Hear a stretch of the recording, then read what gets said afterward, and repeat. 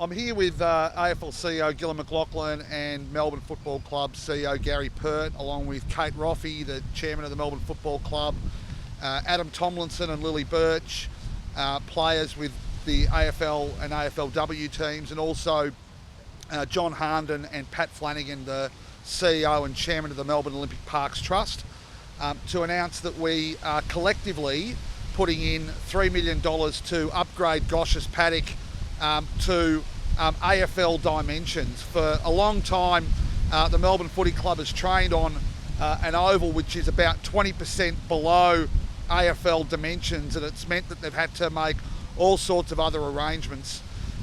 That funding support is coming from the Melbourne Olympic Parks Trust at $2 million and $500,000 each from the AFL and Melbourne themselves. It's wonderful also for all of the community groups that use this oval when the professional sporting teams are not using it, and that upgrade, the refurbishment of the surface, the widening of the oval, will mean that really the community benefits just as much as the Melbourne Footy Club. Importantly, we're making those adjustments to the oval without taking out a single tree, and that was a really important part of the design, which was to keep these beautiful trees in place, but also to allow the Melbourne Footy Club to have a training facility of appropriate dimensions for AFL football. It's a real sign that Melbourne sees its future here, down in the Melbourne Olympic Parks precinct. The government supports that vision of theirs. We put money in the last budget into a business case for some significant works at Amy Park that will benefit not just the Melbourne Footy Club, but the Melbourne Storm, the Melbourne Victory, and other clubs that use that stadium. So that'll be something that the government will look at in future budgets. But this is a really positive announcement for the local community, for the Melbourne Footy Club, for all the users of Gosch's Paddock, a much upgraded facility, all the trees retained, and something that befits an AFL club using this training venue for its needs and its purposes. With those few words, I'll hand over to Perty, and then Gil will speak, and then we'll take questions. Thanks, Minister, and thanks everyone for coming down this morning at short notice. It probably doesn't seem like the biggest announcement in the industry right at the moment that one of the clubs is redoing their oval and making it larger, but I wanted to give you a perspective from the Melbourne Football Club, because this is a really important day for us. This is a big step forward. 25 years ago, when Melbourne had to leave the MCG where they were training 3 days a week, that was their training ground, and were put to the Junction Oval where they had to train, which was largely a cricket oval. So much of the year they weren't able to train there, including that important period during the pre-season and off-season. Much of that training was done where they actually had to run around the centre pitch where the cricket pitch was, and it was roped off, which totally compromised the training and preparation, game strategies of the club for 15 years there. This was happening at a time where every other club in the AFL industry were getting better ovals, better facilities, and becoming more professional. And after that period, the last 10 years, we've been training here at Gosch's Paddock. And the location is fantastic, but as you can see, this is a much smaller ground. As the Minister said, 20% smaller.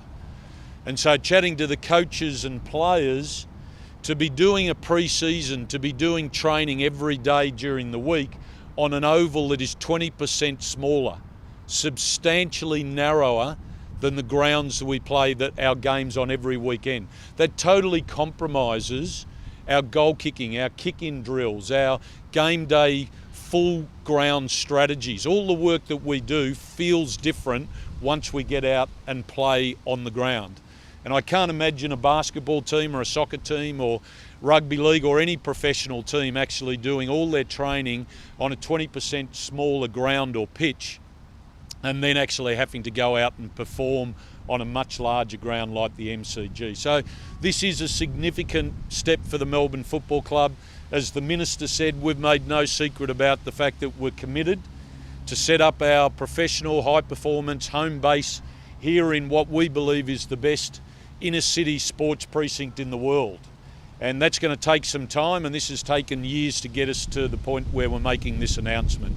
So I did want to thank the Minister and his team for the work they've been doing with the Melbourne Football Club and Gillon, the AFL, and John Harnden and the MOPT team that have been working with us over this period of time to develop that new home base, and today's a significant day. So thanks very much for coming down, and I'll now hand over to Gil McLachlan. Thank you, Gary. Thank you, Minister Pakula, President Kate Roffey, members of the playing group from Melbourne. Thanks everyone for coming. Beautiful Melbourne morning. And it's just pleased to be here partnering with the Victorian Government and one of our clubs to continue to expand on this incredible precinct here. I think our elite teams have been using this for about 14 years, AFL, AFLW, but it's also a community asset.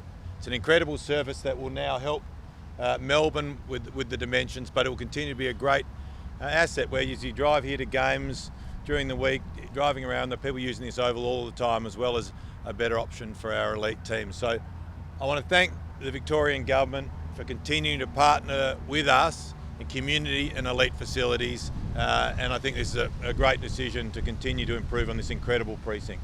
So thank you very much to the government. Well done, Melbourne, and thanks for coming.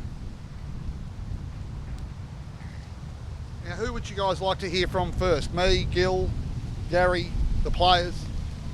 You're not moving a tree. It's essentially costing $3 million to move a fence. Mark, that's I think that's probably underplaying it. It's about there's a resurfacing element to this. It's about reorienting the entire ground.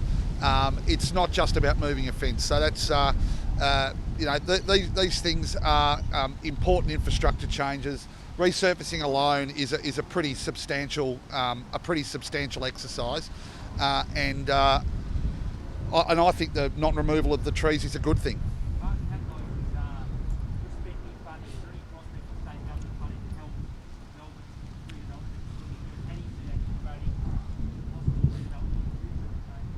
Oh, look, I indicated, Tom, before that we provided support in the last budget for the business case. I think it was $750,000.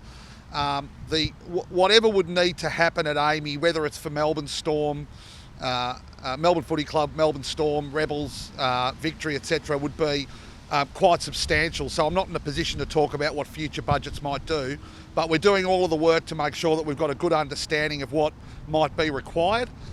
It's a relatively constrained site, so you've got to be quite imaginative about how you might make that work. But we are working closely with all of the MOPT and with all of the tenants of AAMI Park to see what kind of development could be possible there. We expect the work to start in this month, and it'll be ready for the 2022 season.